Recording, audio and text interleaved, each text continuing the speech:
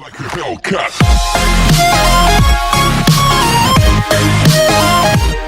When we evaluate the future of drone technology, there are a few developments that stand out.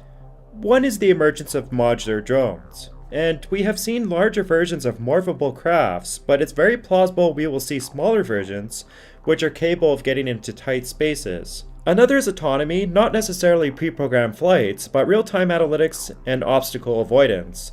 This could possibly lead to a drone which utilizes machine learning, which adheres to the user's objectives. Another strange development is the emergence of passenger drones.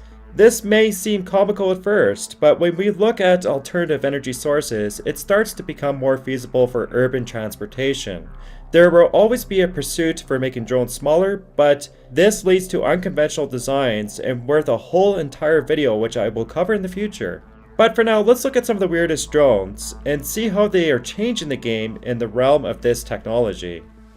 We begin with the extreme number 7 position, and it's the AB-5 jet prototype.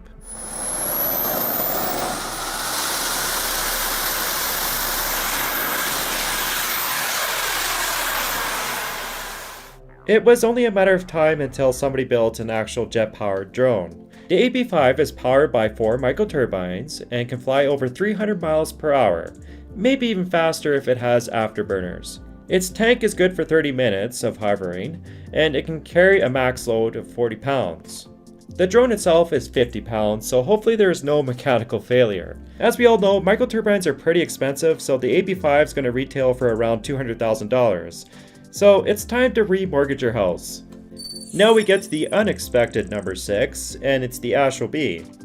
Well, it's not exactly a multicopter, and this drone uses impellers with pressurized air to move. It's basically an autonomous cube, which moves around the International Space Station. The robot can carry a variety of modular payloads, and will eventually be equipped with a modular arm for grabbing onto things, and hopefully not people. Astral B uses a combination of RGB, depth cameras, and augmented reality to localize itself, so it's pretty accurate in picking its own paths. Which is probably a good thing because we don't need any kamikaze cubes aboard the ISS. At number 5, the Falcon. A bit reminiscent of the Osprey tilt rotor, the Falcon is a bicopter which can maintain 50-minute flight times. It carries a 3-axis gimbal and your typical flight controller with pre-programmed flight abilities.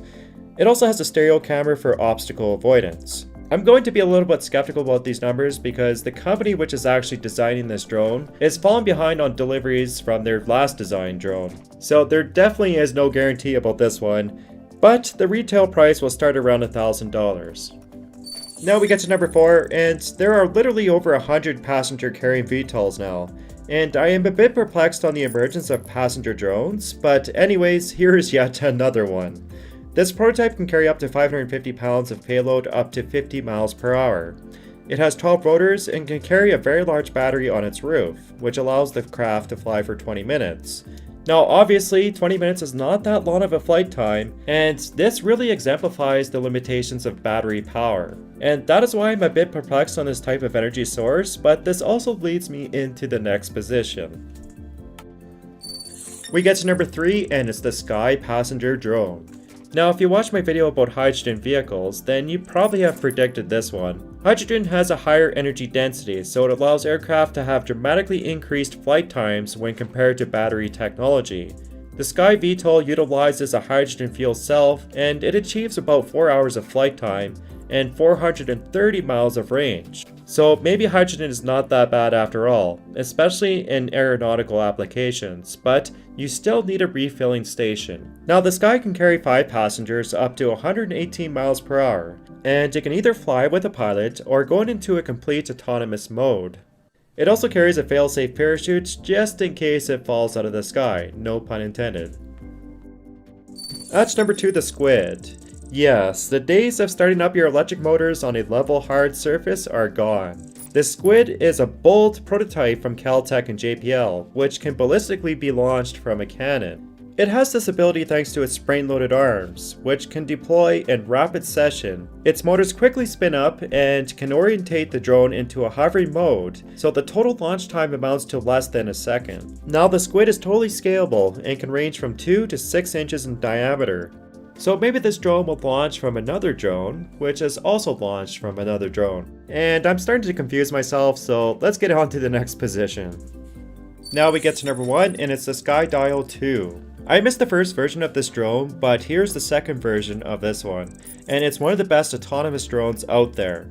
The Skydial can track the user up to 36 miles per hour, but it also has a built-in omnidirectional obstacle avoidance system. This means it also shouldn't crash into trees and buildings while it's tracking its subject. This drone has built-in navigation cameras and utilizes deep learning. Ultimately, this means that it can fly in very complex environments, with only about 10% more of energy being used in total flight time. With a 4K 12 megapixel camera, its $2,500 price tag is pretty high, but it's also reasonable for this type of system. However, obstacle avoidance will probably be a pretty standard feature in a few years. So it's going to be interesting how autonomy plays out in the world of drones. So once again, thanks for watching. Please like the video if you enjoyed it, and also make sure to subscribe to my channel.